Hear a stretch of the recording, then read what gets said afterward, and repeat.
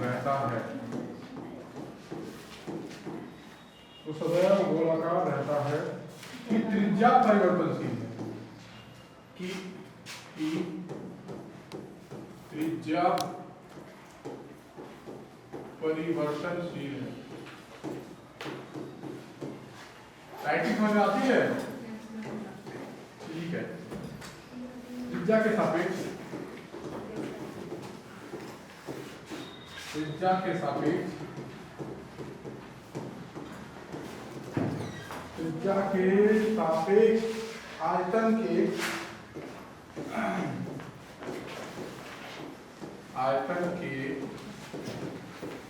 आयतन के परिवर्तन दर ज्ञात कीजिए।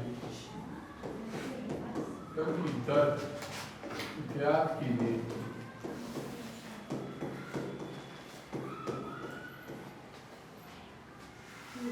जब त्रिज्या 10 सेंटीमीटर है, जब त्रिज्या 10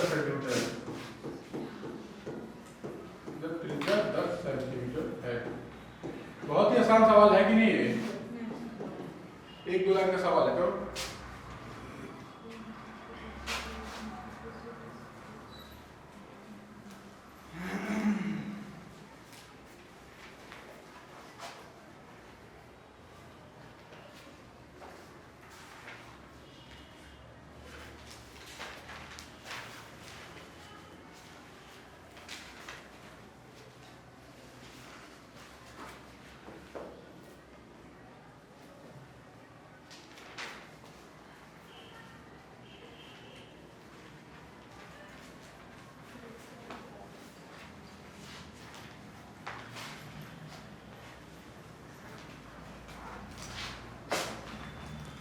एक गुब्बारे को सदैव गोलाकार रहता है। देखो 2 चीजें ध्यान देखो। त्रिज्या के सापेक्ष यानी कि त्रिज्या के सापेक्ष में डिवाइडेड बाय dr आएगा, ऐसा समझ में आ रहा है। और क्या दिया हुआ है सबसे बड़ा? आयतन के परिवर्तन की दर निकालना है, यानी आयतन यानी dv/dr निकालना है। बस 1 सेकंड ही लगा समझने में। पर आयतन क्या होगा? आयतन हमेशा याद रखो, आयतन में 3 चीजों का वो होगा। आयतन वॉल्यूम, लेंथ, ब्रेड्थ और हाइट, इन 3 चीजें मल्टीप्लाई होंगी। r स्क्वायर होगा ही नहीं, r क्यूब में होगा कुछ ना कुछ। क्या होता है फॉर्मूला आयतन का? 4/3 पाई r क्यूब। चलो करो। देखो माना गुब्बारे का की त्रिज्या बराबर r।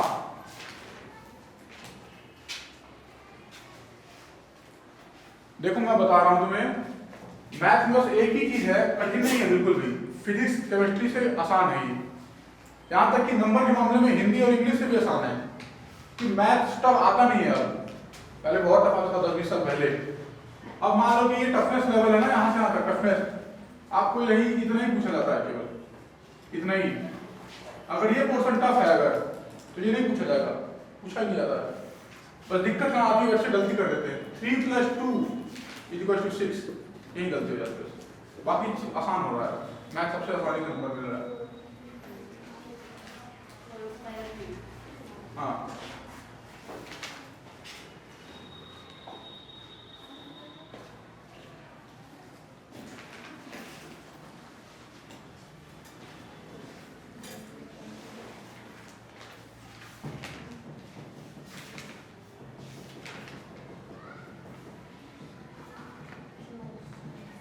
किसी ने पेपर देखा है पिछले साल का? क्या बहुत कठिन लग रहा है कि हमें आएगा ही नहीं, ऐसा कुछ है क्या? नहीं, इजी है, इजी ही बोल रहा हूँ, इजी आता है।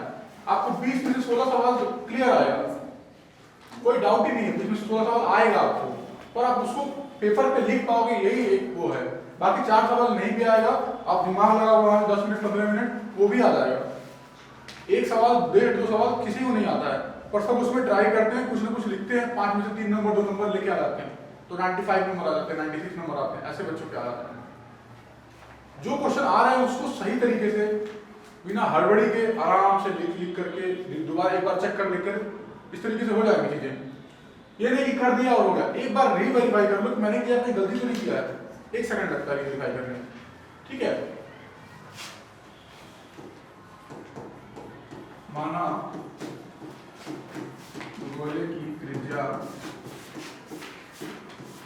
8 सेंटीमीटर है। अब ये त्रिज्या जो है परिवर्तनशील है, त्रिज्या जो है वो परिवर्तनशील है। गुब्बारे में जो हवा भरी जा रही है तो गुब्बारा उसमें बढ़ जा रहा है, बड़ा हो रहा है, तब v मतलब आयतन कितना होगा 4.3। अब यहाँ पे देखो कि मैथ्स को समझो कि आर क्यूब क्यों है, यहाँ पे आर क्यूब क्यों है, आयतन है इसलिए। क्यूबॉइड था तो लेंथ ब्रेड्थ और हाइट तीन चीजें थी वहां पे।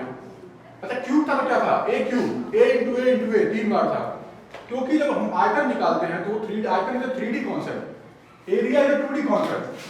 ये बोर्ड पे दो डायमेंशन है, एक ऊपर एक नीचे, इधर ये 2D कॉन्सेप्ट्स हैं, ठीक है ना मेरी बात। आयतन 4/3 पाई आर क्यूब। तो क्या पूछ रहा है इसमें, आयतन के परिवर्तन की दर। अब आयतन बदल रहा है, रेडियस बदल रहा है, आयतन बदलेगा। भाई गुब्बारा छोटा था बड़ा हो गया गुब्बारा, आयतन बढ़ गया उसका, अब ज्यादा उसमें हवा भरी गई है, ज्यादा भरा मतलब ज्यादा आयतन। तो ज्यादा आयतन की दर याद करना है, जब कब त्रिज्या 10 सेंटीमीटर है तो इसकी दर निकालना होगा।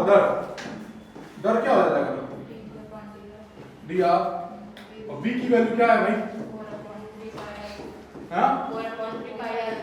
पाई आर क्यूब। तो कितना है ये 4/3, बाहर निकाल दो, पाई बाहर निकाल दो, कांस्टेंट है, आर क्यूब का क्या होगा 3r²। और फिर dr/dr करेंगे ना तो कट के बन हो जाता है, इसका कोई मतलब मुझे नहीं है, इस बात में कह रहा था, ठीक है। अब समझ में आया, जब त्रिज्या 10 सेंटीमीटर है तब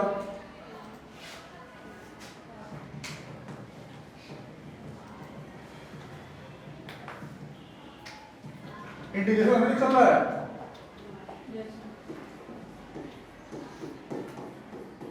अतः जब त्रिज्या r बराबर 10 सेंटीमीटर है तब आयतन v के परिवर्तन की दर बराबर क्या होगा 4/3 पाई इंटू 3r²। r क्या था भाई, r 10 है ना, r 10। अब ये कुछ भी नहीं होगा, ठीक है ना, बात समझ में आ गई। तो कितना हुआ, 3 से 3 कटा, 4 पाई 100 यानी कि 400 पाई सेंटीमीटर स्क्वायर पर सेंटीमीटर, सेंटीमीटर क्यूब पर सेंटीमीटर, सेंटीमीटर क्यूब उतना आयतन बदल रहा है। देखो 1 सेंटीमीटर का, अगर 1 सेंटीमीटर का अगर त्रिज्या बढ़ रही है तो आयतन में 400 पाई सेंटीमीटर क्यूब का बदलाव हो रहा है उस पॉइंट पे, ठीक है ना।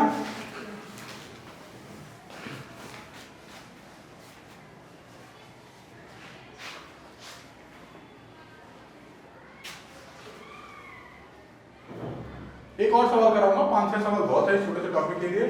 एग्जाम में इसके वैसे इसको आने की संभावना थोड़ी सी कम रहती है, क्योंकि ज्यादातर संभावना रहती है किसके, वर्धमान और ह्रासमान।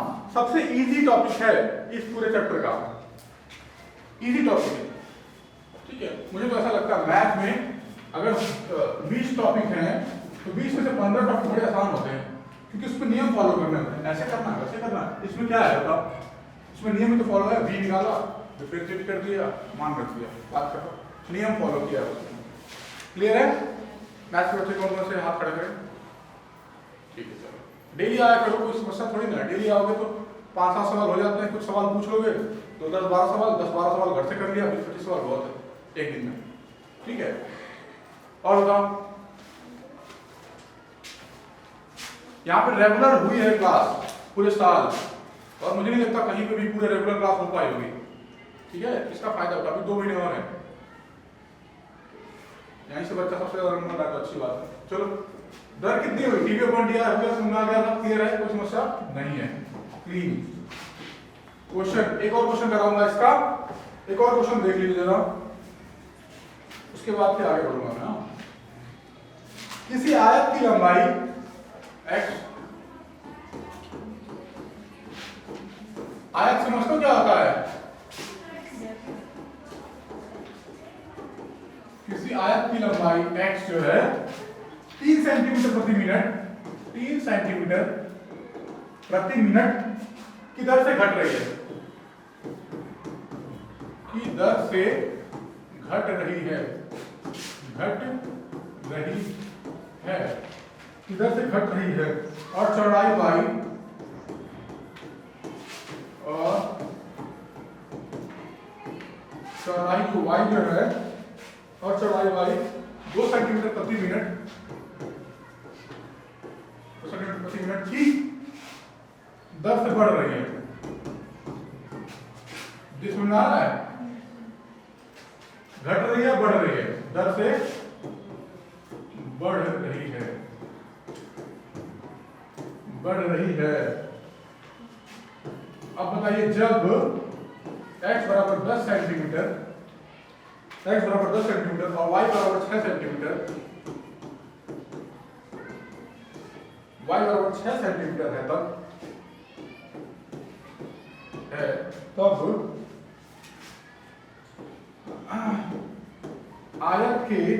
आयत के नंबर 1 ए परिमाप और क्षेत्रफल की परिवर्तन की दर हो जाती है। दूसरा क्या है, करो फटाफट, और क्षेत्रफल के परिवर्तन की दर ज्ञात कीजिए।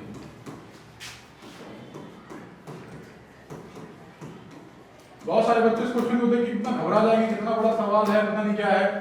उसको कम करने के लिए आप 2 बार सवाल पढ़ डालिए, 2 बार पढ़ने में सब समझ में आ जाता है। 2 बार सवाल पढ़ो, समझो कुछ कुछ।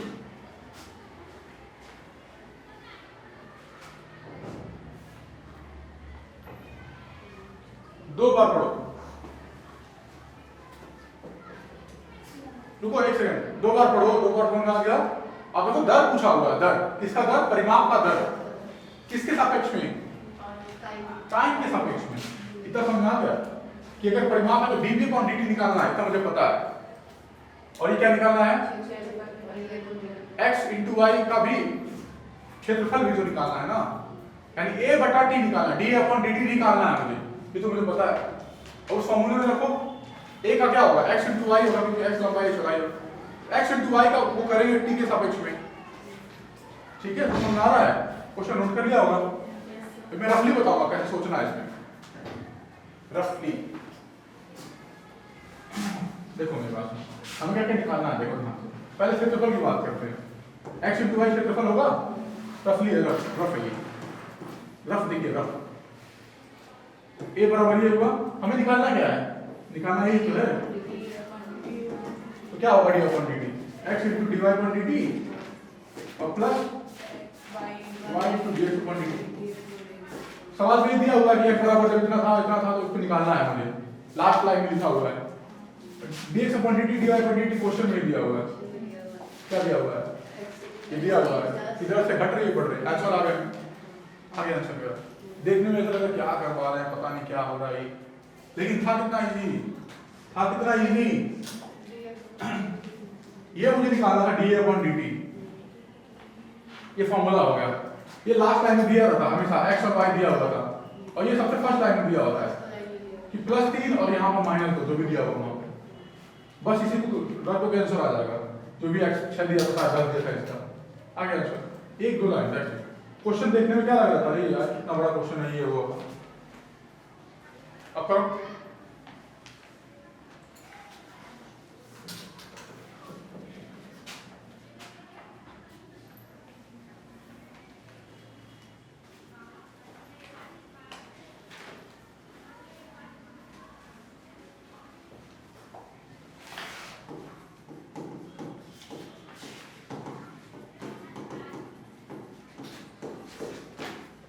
क्योंकि समय के साथ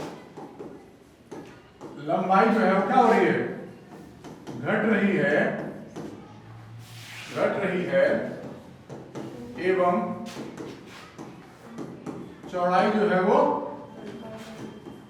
बढ़ रही है। अतः जो dx है ना, समय के साथ क्या हो रहा है उसका, घट रहा है। क्या हो रहा है, समय के साथ घट रहा है, -3 सेंटीमीटर पर मिनट। कुछ समझ में आया। और dy अपॉन समय के साथ चौड़ाई कितनी हो रही है, बढ़ रही है। किसी को इसमें समस्या है, समय के साथ t के साथ x जो है वो कम हो रहा है और समय के साथ y जो है वो बढ़ रहा है। इसमें कोई दिमाग नहीं लगाया मैंने इसे, ठीक है ना। ठीक है, नंबर ए हम करते हैं। नंबर ए, आयत का परिमाप, आयत का परिमाप P बराबर क्या हो जाएगा, ये होता है क्या, क्योंकि जो आयत होता है ऐसे होता है, सबको परिमाप क्या होता है, सबको जोड़ते हैं ना। अगर x लंबाई है, y चौड़ाई है, सबको जोड़ दो तो क्या हो जाएगा, 2x + 2y। वही तो है, समझ आ रहा है, यही तो है 2x + 2y। इसलिए दर बराबर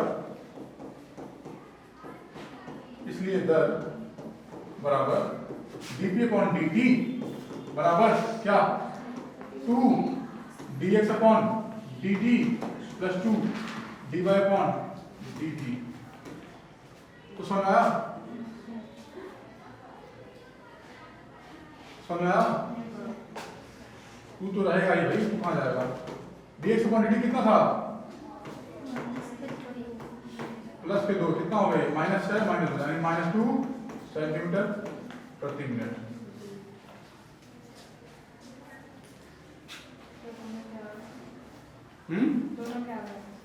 हाँ ठीक है।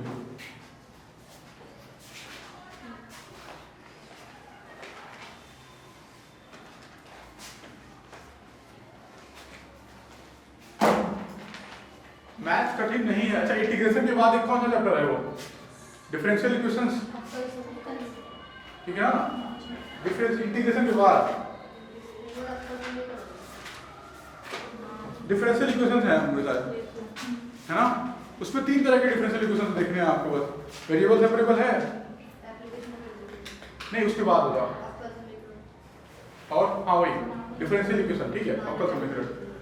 उसमें 3 तरीके की चीजें हैं, वो बस पहचानना है कि ये तरीका, ये तरीका, ये तरीका। अगर किसी बच्चे को पहचानना आ गया कि वो होमोजेनियस है, y/x वाला है, बस हो गया काम। y/x = b पढ़ा है, y/x = b रखना है, हो गया काम उससे। बाकी वेरिएबल सेपरेबल है, वो भी पढ़ाऊंगा मैं, बस 2-3 दिन में इसको खत्म करने के बाद। समझा। अब पता क्या करना है, अब b वाला पूछना था, क्षेत्रफल, आयत का क्षेत्रफल बराबर ये बराबर कितना होगा, x गुणा y, ठीक है।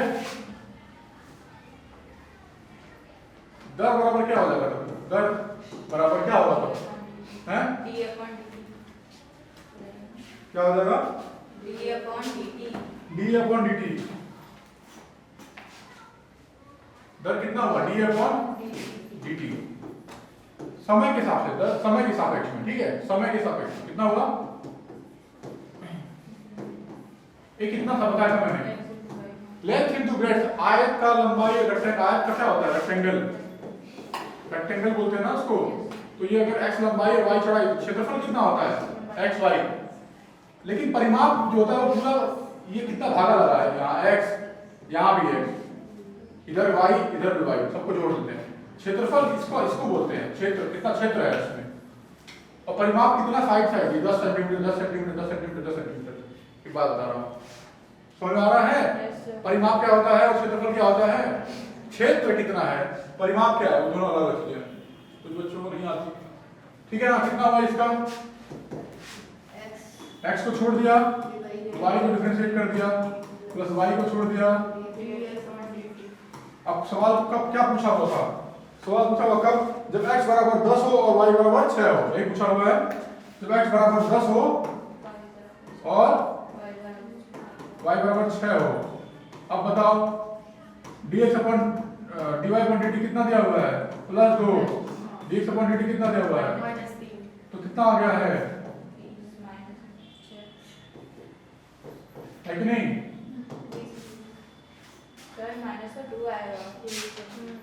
अच्छा हाँ 10 दूनी 20 प्लस का 2 आएगा सुना प्लस 2 सेंटीमीटर पर मिनट ठीक है सेंटीमीटर स्क्वायर ठीक है प्लस 2 सेंटीमीटर स्क्वायर पर मिनट 10 दूनी 20 माइनस 18 ठीक है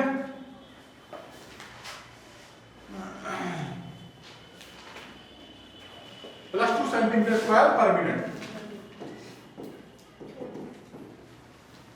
ठीक है ना अब 5-6 सवाल आप लोग घर से भी करके लाइएगा और फिर मैं बताऊंगा आपको कुछ पूछना ठीक है घर से भी सवाल लगा करके आया करिए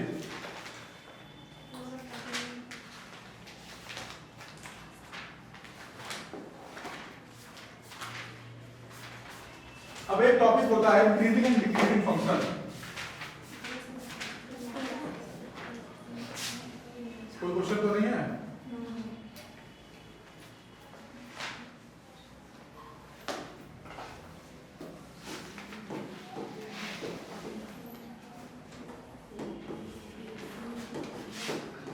इसमें सवाल आएगा ही आएगा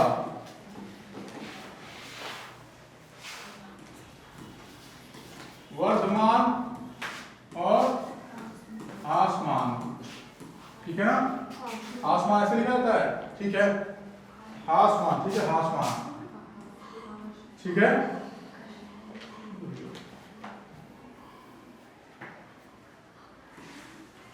ये आसमान ठीक है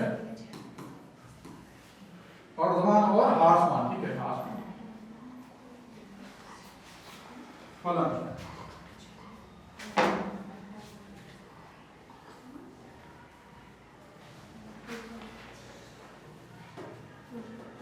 एक बात बताओ इससे कुछ समझ आ रहा है वर्धमान फलन और ह्रासमान फलन इसमें से 100% सवाल आता है 100% क्वेश्चन आएंगे इस टॉपिक से हर साल आता है तो इस साल क्या बदल जाएगा वाला कुछ नहीं होने वाला है तुम लोग के लिए एग्जाम नया है लेकिन वो एग्जाम बहुत पहले से होता हुआ रहा है तो जो सवाल बना है बनते आए हैं वो सवाल फिर बनेंगे इसमें कोई समस्या नहीं है ठीक है 100% आएंगे क्वेश्चन अब देखो कि इंक्रीजिंग और डिक्रीजिंग फंक्शन वर्धमान इंक्रीजिंग का मतलब क्या हुआ बढ़ता हुआ ह्रासमान मतलब घटना हुआ ठीक है ना अब हमने कितनी बार हमने ये ऐसे ग्राफ बनाए होंगे ऐसे ग्राफ बनाया होगा e टू पावर x का ग्राफ ऐसे ही होता है ना e टू पावर x का ग्राफ चलता है और यहां शुरू होता है उसका ठीक है चलो मान लो कि y बराबर x का ग्राफ है y ग्राफ ऐसे ही होता है ठीक है और x कहां से है हमारा 0 से लेकर के अनंत तक है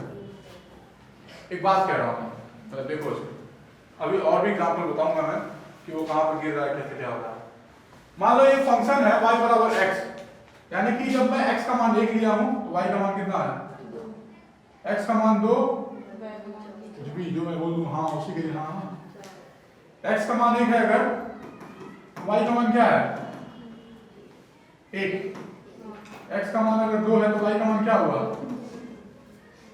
x का मान 3 दिया तो y का मान क्या आ जाएगा सेम तो है बराबर है y और x ऐसे ही चलता जाएगा मेरी बात समझना है ना देख करके क्या लग रहा है कि ये मान कहीं घट रहा है बढ़ता जा रहा है y का मान हमसे क्या हो रहा है हाँ ये स्लोप क्या लग रहा है इसमें चढ़ाई करने में क्या है बढ़ता जा रहा है ना देख के बताओ ग्राफिकली बता रहा हूं न्यूमेरिकली नहीं बता रहा हूं ग्राफिकली देखो आप कि ग्राफ देख के क्या लग रहा है वर्धमान है ठीक है इसमें क्लियर है अच्छा ये हमेशा बढ़ता जा रहा है ठीक है ना अच्छा y बराबर x है तो dy अपॉन dx कितना होगा इसका x का क्या हो जाएगा dx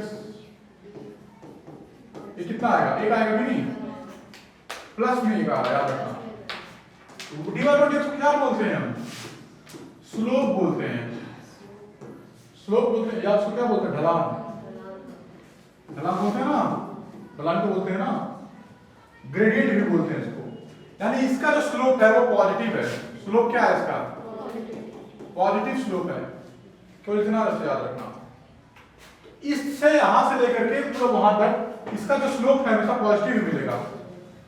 बस समझने की कोशिश करना, ठीक है। स्लोप इसका हमेशा पॉजिटिव मिला है, +1 +1 +1 हर जगह पे स्लोप। ये ढलान तुम्हें जितना चढ़ने में दिक्कत यहाँ पे उतनी ही हो रही है, वहां भी उतर वैसे ही का वैसे ही है, वैसे ही है, बिल्कुल सेम टू सेम है, कोई बदलाव नहीं आया हुआ है। ऐसा है कि नहीं है भाई? जितना चढ़ाई जहाँ पे मान लो यहाँ से तुम्हें यहाँ चढ़ना हो तब भी उतनी ही एनर्जी लगेगी जितना यहाँ से यहाँ पे चढ़ना है। ऐसा नहीं कि यहाँ से चढ़ा उसके बाद ऐसा हो गया, ऐसा तो नहीं हुआ है ना। तो जो स्लोप है कांस्टेंट स्लोप है यहाँ पे, और स्लोप पॉजिटिव डायरेक्शन में है, और dy/dx +1 यानी जो हमारा फलन है, अगर धन में आया हुआ है फलन क्या है, ये वर्धमान फलन, ठीक है ना, समझ आई?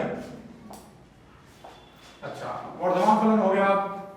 अब मान लो कि यहां से शुरू हुआ है कुछ ऐसे आ गया यहाँ पे, मान लो यहाँ पे 0 से लेकर के 10 तक है, x बिलोंग्स टू 0 से 10 है, और ये कोई फलन है, मान लो फलन कुछ भी होगा, जो भी है -x/,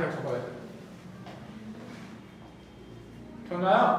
तो यहाँ पे मान लो कि x 0 है जब, तो मान क्या था, मान लो 15 है मान, यहाँ पे वही एग्जाम्पल, x अगर 1 हुआ तो 14 हो गया, x अगर 2 हुआ तो कम हुआ, x अगर 9 हुआ, देखो x का मान अगर 1 था तो y का मान क्या हुआ था, 15 मान, x का मान 2 हुआ तो y का मान क्या हुआ, मान 14 हुआ, x का मान 3 हुआ तो y का मान हो गया 12 हो गया, मान 12।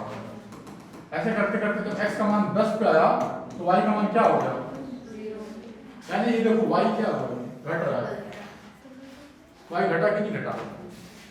इस तरीके के फलनों को हम क्या बोल देंगे, इसका हास मान हो रहा है, जैसे x का मान बढ़ता जा रहा है y का मान घटता जा रहा है, उसको क्या करेंगे, उसको कहेंगे डिक्रीजिंग फंक्शन।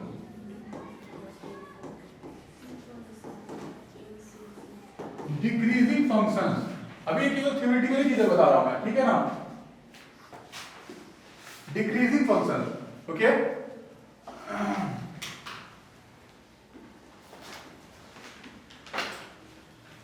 ठीक है, y = x² का फॉर्मूला पता है आपको, क्या ग्राफ पता है, y = x²। हाँ, इसको समझिए, नोट करना नोट कर लो, तुम्हारे लिए आसानी हो जाएगी थोड़ी सी।